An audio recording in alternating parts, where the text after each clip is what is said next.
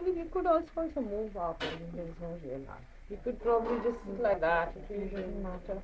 So you all know that Sadia is the author of this book, and it's out with HarperCollins, which we understand has an Indian line now.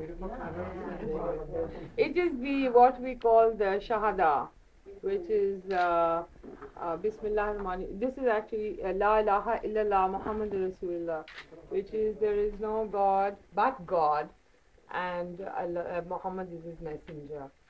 So anyway, I welcome you all. Bismillah Rahman Rahim, in the name of Allah, most merciful, most gracious. I'm very, very happy to have you here.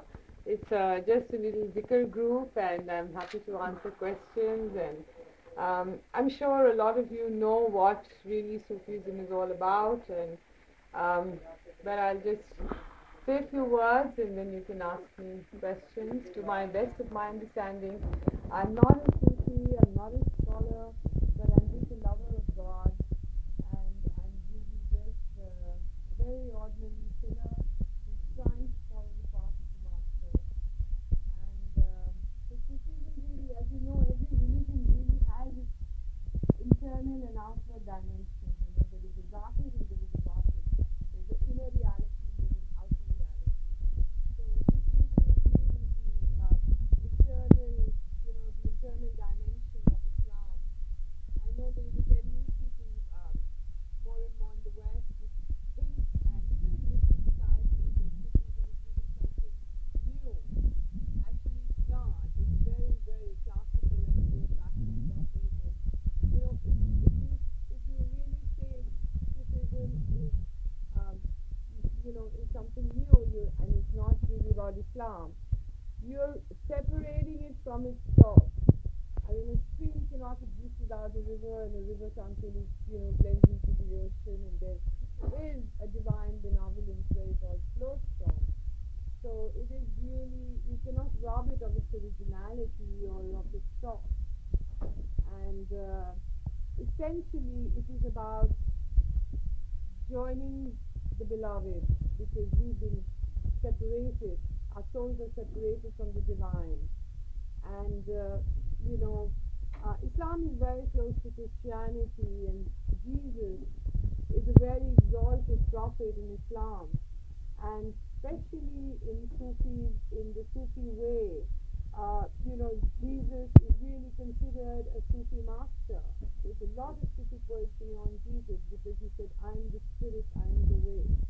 And Jesus was pure, he's Ruh Allah, he's the spirit of God. And the spirit of God is really, really just compassion, And Sufism comes to that belief that when we were created, Satan was a great believer in God. I mean, he actually talks to God very respectfully in the Quran, but he refused to prostrate to Adam.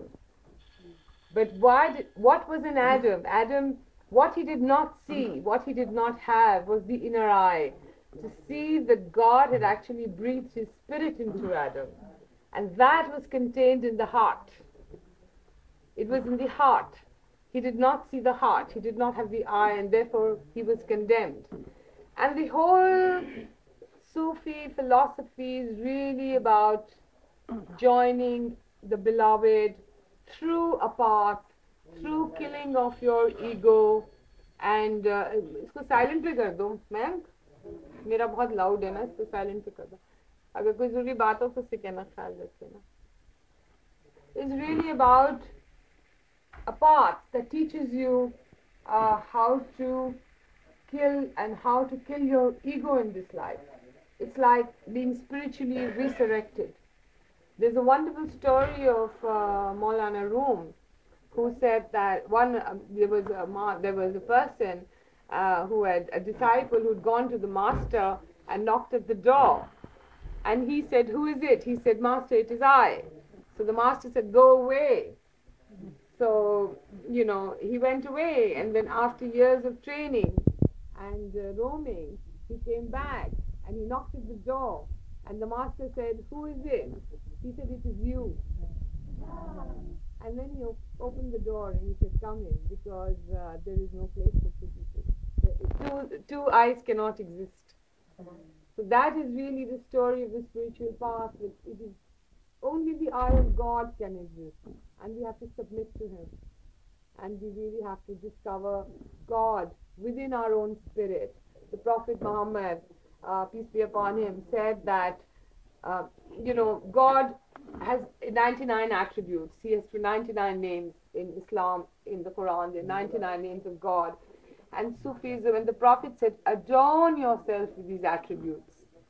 So Sufism is actually about trying to adorn one's own personality, and with those attributes of God, that you actually become one with Him. You become, you manifest those attributes, and that is the story of the path. There's a wonderful story of Rabia Basri. He was an early mystic woman of the 9th century, and Rabia was running with a pail of water in one hand, and in one hand she had a muscle, a fire, which they used to light the lights with, and so she was carrying fire and water and running, and then people said, Rabia, where are you running and why are you running? So she said, with the water, I'm going to douse the fires of hell. And with this fire, I really want to burn paradise.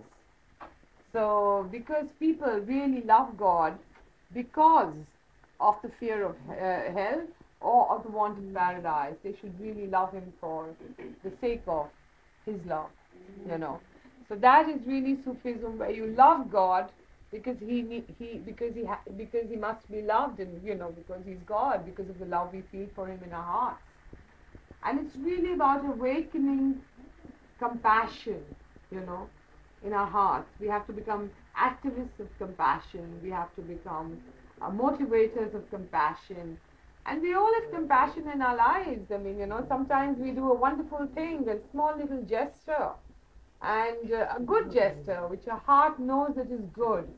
At that moment is really a divine moment, because you actually, at that particular moment, you're one with God, because you've taken on one attribute, and that is compassion, And in Arabic, actually, it's very interesting that when we say Bismillah Rahman Rahim, in the name of Allah, most merciful, most gracious, the root word is Raham, which is actually womb.